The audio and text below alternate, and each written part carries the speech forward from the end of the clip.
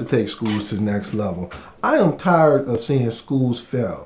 I'm tired of seeing teachers quit. I'm tired of principals talking about that they cannot move their school. It is time to take these strategies. It's time to take these schools to the level that I know that we can go. So once again, it's time to get serious about the work that we're doing. That's why I'm passionate about me working with schools all over the world, working with principals, working with teachers, working with districts, looking at data to drive the instructions, looking at classroom management, setting up strategies that we can impact student achievement at all levels, at the high school level, middle school level, elementary level. It is time. And when I say it is time now to get serious about the work that we're doing. If you would like for me to come into your district and really help you to transform that district, that school, hey, reach out and let's take schools to the next level.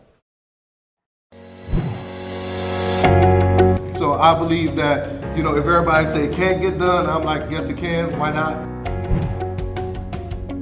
I said, if these kids can't read, then I'm not going to propose all this, mom, dad, I'm going to look you in your face and say this kid can't read. We let them down. School, parents, we let them down, but I'm not going to take them to the next grade knowing that they're not at grade level. It's funny because I'm always like, okay, how are schools successful? Well, schools are successful when they demand greatness. Greatness doesn't come. We're about to make history. We're about to learn. We're about to grow. We're about to make history. And then, mark my words, it's going to be other school districts, other places around it that's going to be doing this thing. We're going to be the first model. And I'm speaking that into existence, okay?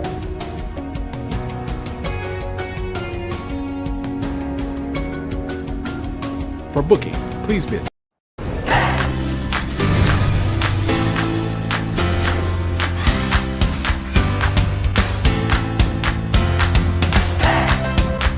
if you can really take the map and drive the instructor inside the classroom and link it to the M step, then everything will move. You see it? Ladies, third grade teachers, could you tell me, how do you think this professional development was for you today? It was productive, it was exciting, but we'll never leave Mr. Hurt's advising. Because the schools that I've worked with, the teachers I've worked with, their scores just go through the roof because what I do is I talk about practical stuff that's practical. Because I'm a former teacher and also I'm a principal, so I'm gonna be telling you guys things that I know will work in your classroom.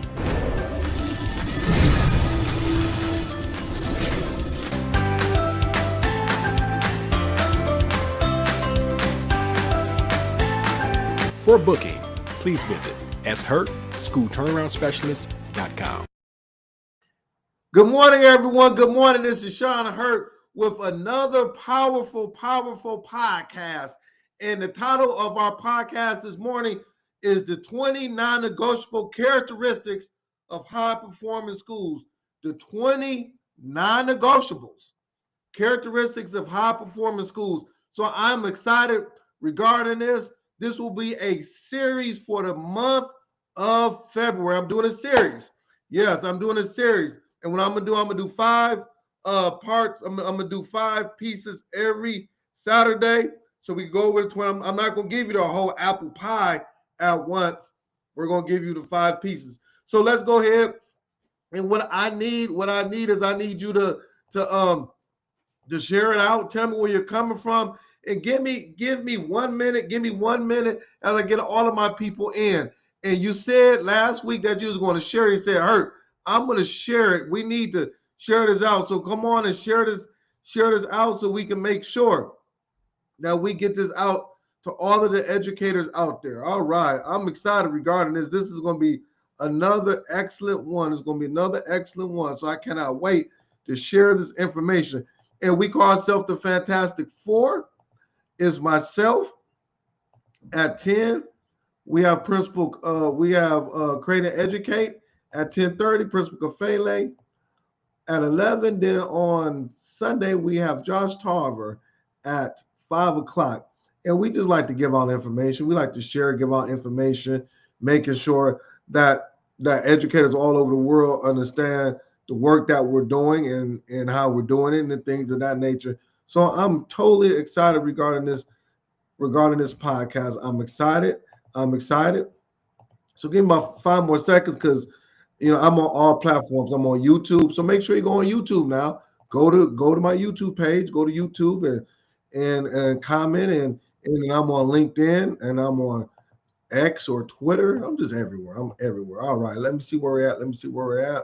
Give me 5 more seconds. All right, let's go ahead. I want to make sure I use my time wisely because I got a lot of good information to share. So who's with me this morning? Who's with me this morning? Let's start off. Good morning, Ms. Rella Hicks.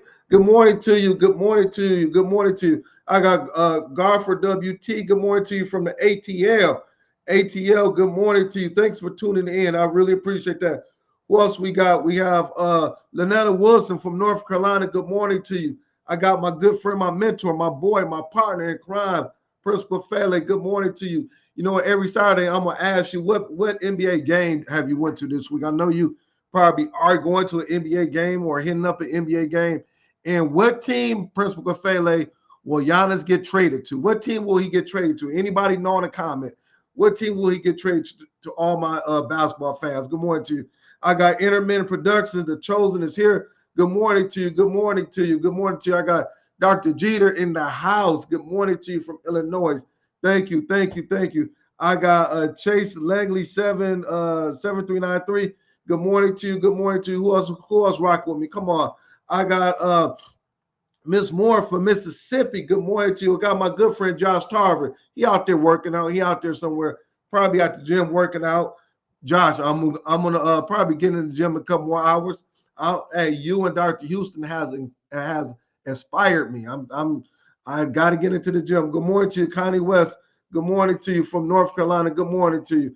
Good morning to you. A couple more. I got Trina Fletcher in the house. Good morning to you. It's always good seeing you. I got David Bell down the street from Benton Harbor. Benton Harbor. Hey, I heard that the new principal, Brother Sanders, is doing a fabulous job, man. So y'all keep up the good work. That was a good hire that y'all got. Good morning to you. I got Miss McMahon in the house. Good morning to you. Good morning to you. Good morning to you. I got September Vance Daniels in the house. Good morning to you. And let's start with my good friend, Dr. Sheikah Houston and Tammy Taylor. Good morning to you. All right, let's go ahead and get the party started. I'm excited on this one because what we're going to do is we're going to talk about the 29 negotiable characteristics of high performing schools. We don't want low performing schools. We don't want average schools. We want high performing schools. So there's characteristics that, based on the work that I have been doing since 1999 as a teacher, parapro, assistant principal, and principal, I have done a whole gamut. I've been at a high school level, middle school level, and elementary level. In the last 4 years, I've been doing consulting all over the world. This week alone, I'm talking about this week, this week alone, I was able to work with 3 different schools. So I'm not just every 2 months or 3 months. I'm constantly working with different schools, seeing different ways how schools are being ran. I'm looking at the characteristics. I'm looking at the data. I'm looking at everything. And now it's time for us to be able to say, okay, do I have these characteristics at my school? Am I exhibiting these characteristics at my school? So let's get pencil and paper out. This is what I got my notes. It's time. It's time. It's time. So let me go ahead. I always ask this question, and we're going to put it in the chat. What is keeping you up at night as an educator?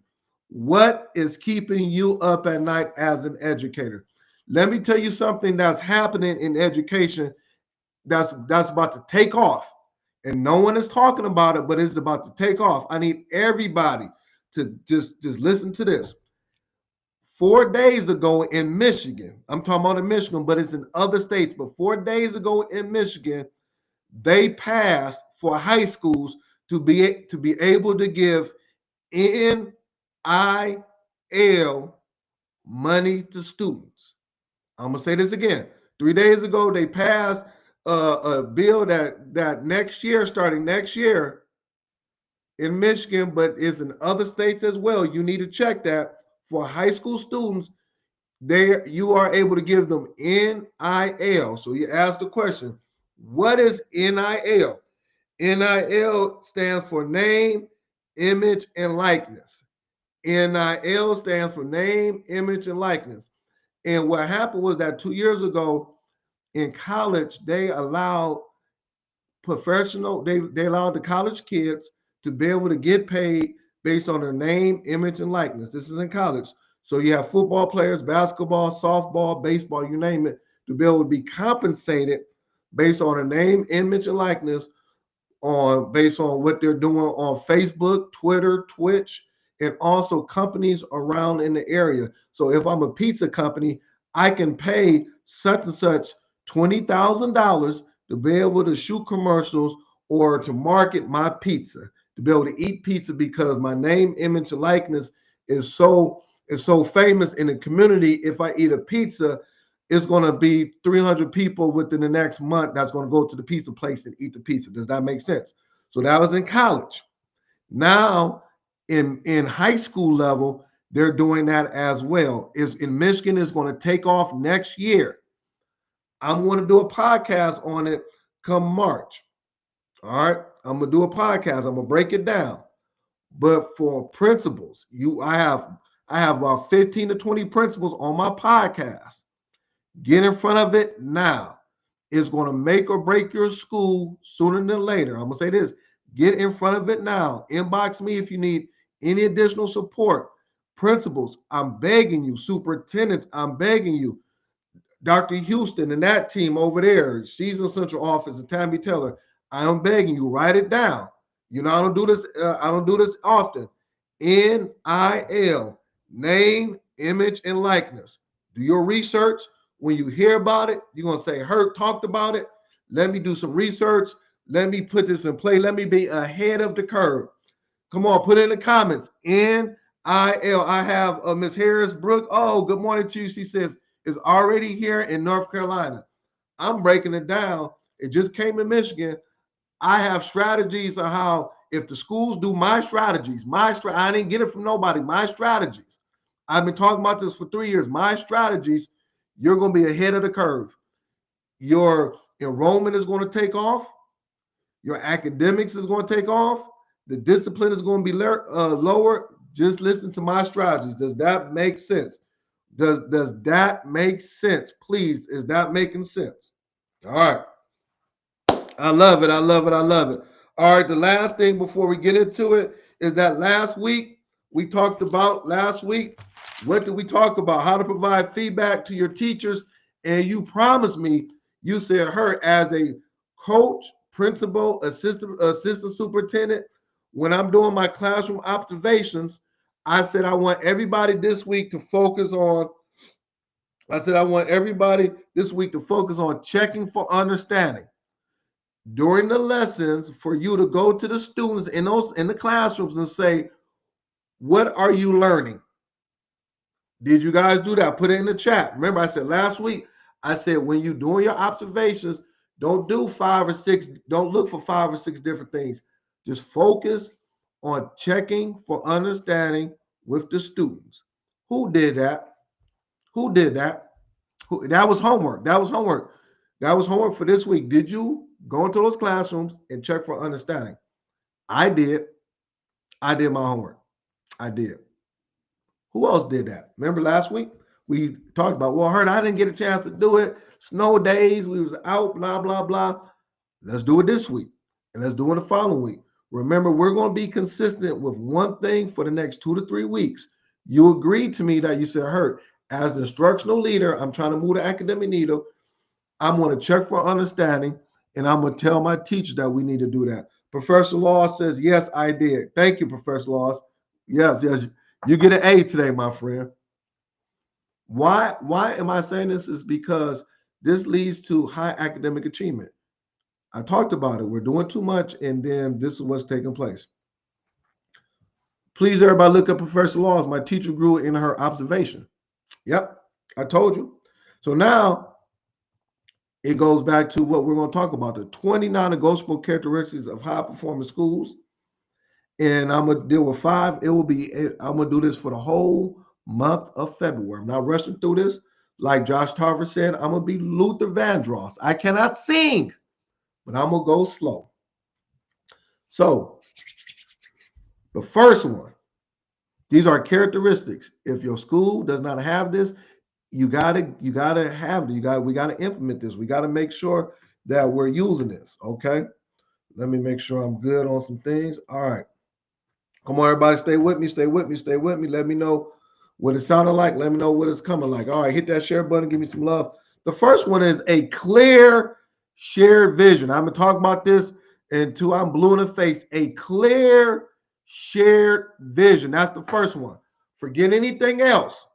Why do I need to listen to you, Mr. Hurt? Because you want your school to be an A school. You want your school to be a blue ribbon school. You want your school to be a model school. You want your district to be this. You want to be able to get awards as a principal. So why should I listen to you? Because what I'm gonna tell you is going to help you move this needle. And anybody that have worked with me, that I have consulted with the schools, you know good and well this is what we talk about. This is what we stay on. That's why you went from a D to a B. That's why you went from a C to an A. That's why you went from 25% proficiency to 40% within 1 year. And it take you 5 or 6 years. The devil is a liar with that. We don't, listen, we don't got 5 or 6 years. We need to do it now. Put it in there. We need to do it now. We need to have those scores move in April and May. Oh, yes. I told you I am ready for you this morning. A clear shared vision. Every student, staff, and family member understands the mission and the goals of your school. Let's start with the basics. You do not have to spend $90,000 on a marketing firm to do this. Every student, staff, and family understands the mission of the goal. How do I get that out, Hurt, as the leader of my school or in the district? What does that look like? Every morning during your morning announcements, you talk about, listen, this is the vision of the school. This is what we're going to do. It takes 2 minutes. Whenever you have parent meetings, parent conference, whenever you're on social media talking about your school, you're saying this is the vision that we want for the school. I was bold enough. I said, my vision for Inkster Preparatory Academy, my vision for Muskegon Heights School District is to have the highest performing middle school in the state of Michigan. That was my vision. Everybody knew it. Everybody understand it. And I said it over and over and over again. 8th grade graduation. That's my vision. It was up in a hallway when I had to meet with the superintendent in their cabinet. They didn't have to. I said, this is my vision for the school. Oh, I'm talking good. When I sent out flyers, classroom dojo, the whole 9 yards, everybody knew the vision of the school, the students, staff, and families. And it was very clear. It was straight to the point. I want to have the highest performing academic school in the state of Michigan. The next thing, a clear share vision under there, it was every decision has to be aligned with the vision of the school. Every decision, your budget, what you do. So teachers say, Mr. Hurt, we want to have a popcorn pajama jam on Friday. All right. How is this aligning to us being the best school in Michigan? How does this align? Give me the alignment and I'm cool with it. Mr. Hurt, we want to do this program over here. We want to get IXL. We want to make sure that we get these books. How does it align to my vision of having the best school in Michigan, middle school? How does it align? If it does not align, it could be a good idea. I'm not saying it's not a good idea. Talk to me, y'all. Put it in the chat. I'm not saying it's a bad idea, but is it going to help me get to where I want to get to this vision? And then on top of that, we did not have a lot of resources. So every dollar that was spent, we had to hit a home run on it. Every dollar that was spent, we had to hit a home run on it. We couldn't spend $150,000 in the books and those computers are just sitting in the corner collecting dust. Oh, I'm talking to somebody there because when you go to your stores, you're like, golly, look at the storage in our school. All these books that's not been used, all these calculators that's broke, all these computers, all of this. Y'all done spent close to $800,000 as a district and it's not being used. Oh, I told you I'm coming with the fire. The 20 non-negotiable characteristics of high-performing schools. I'm going to stop right there for about 5 seconds, hit them emojis, hit it out, hit it out. We need more people to understand that. You want to be great. You want to have the best school in Mississippi. You want to have the best school in North Carolina. How do I get there, Mr. Hurt? I need the answers to the test. I'm giving you the answer to the test. Number one, a clear and shared vision. Oh, man. Yep. Next one. Strong instructional leadership. Strong instructional leadership. I got somebody that says, happy Saturday from Charlotte Mecklenburg Board of Education. Good morning to you. Good morning to you. Good morning to you. Yes. I need to get back to the Charlotte Mecklenburg. Listen, on a side note, I worked with 2 schools in Charlotte, and both of those schools took off. I need to have more schools in Charlotte, but I digress. Shared instructional leadership. That's Ms. Articella. Good morning. Good morning to you. Leaders prioritize teaching and learning above everything else. Leaders. Now, you might prioritize other stuff, but you're not a leader. Well, I'm the principal of a school. I'm the superintendent, and I prioritize all these things.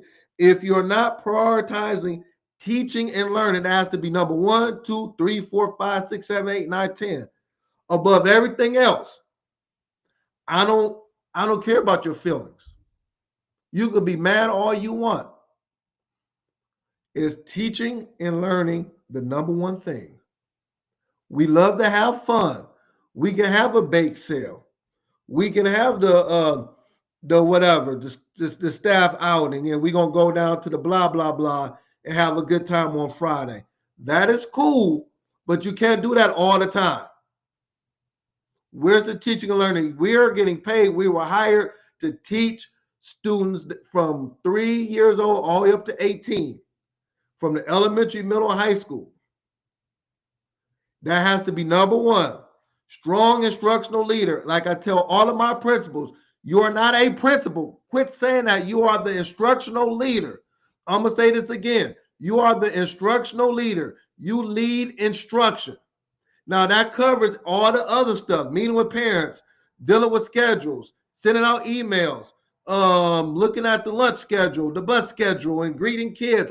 But you are the instructional leader of your school and district. So in order to be an instructional leader, you got to know what instruction looks like. Well, in order to be an instructional leader, you got to watch the Fantastic Four every Saturday and Sunday.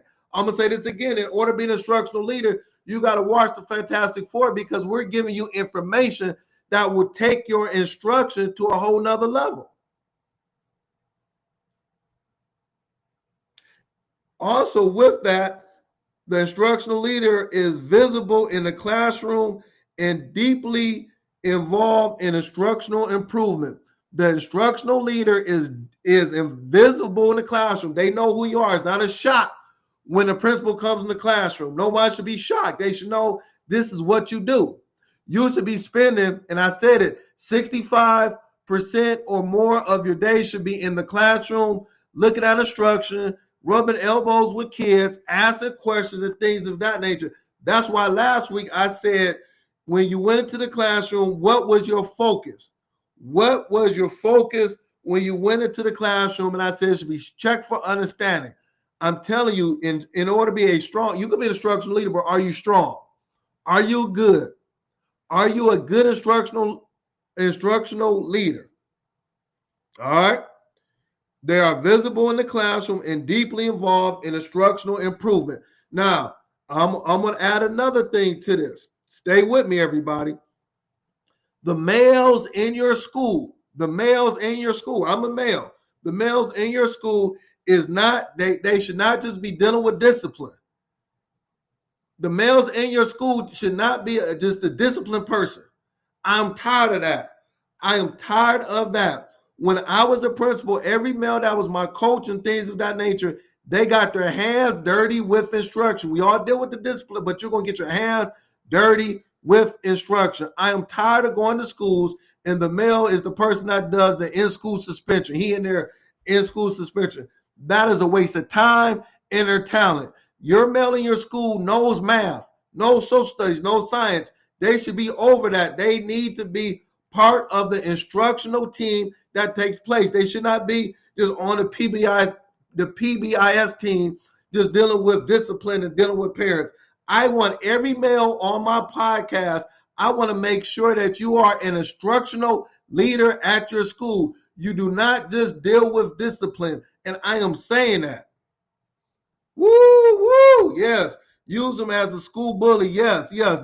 That's what it is, Principal Fele. And then let's talk about it, because I think we all need to talk about it, because I'm tired of it. When I got in there, my principal, I was blessed.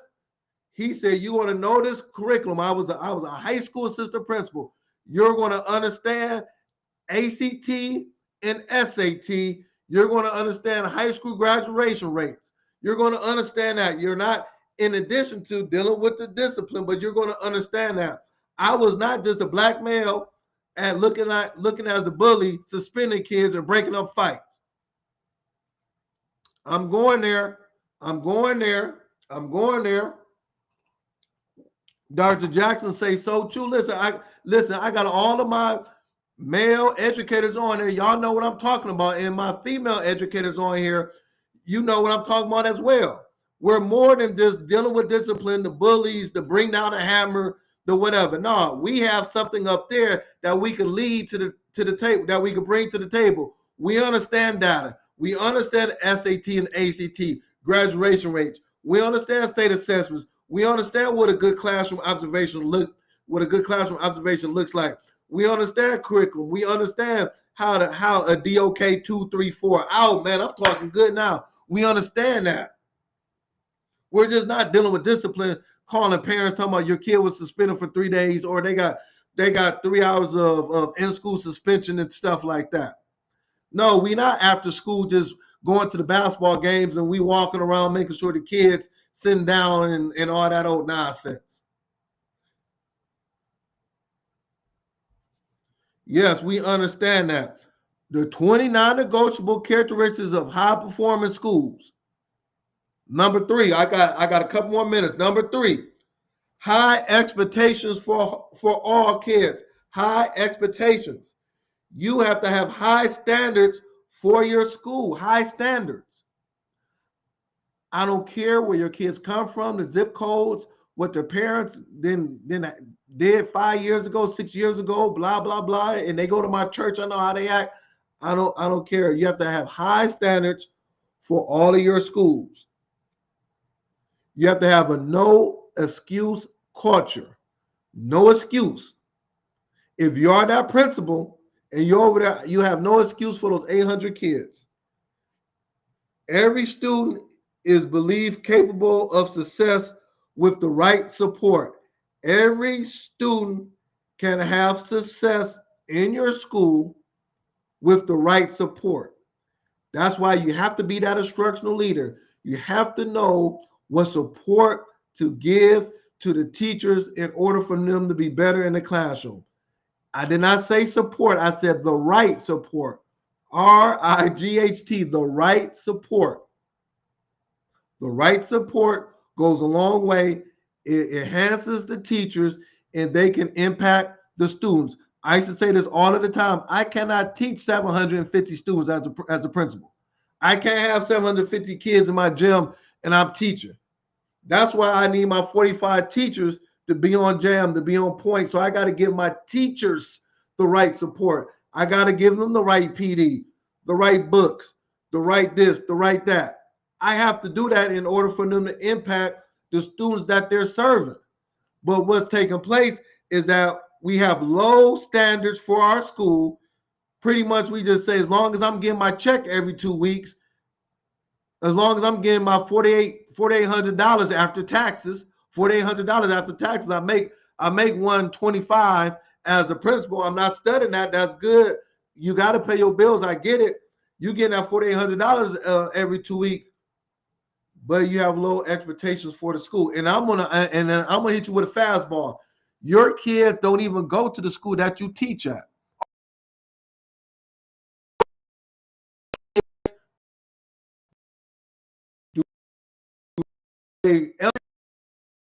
principal, your child go to a different district, a different school, because you are ashamed of the school that you're over. Your kids do not go to the school that you teach at, that you're the principal of. The superintendent, your kids don't even go to the district that you're the superintendent of.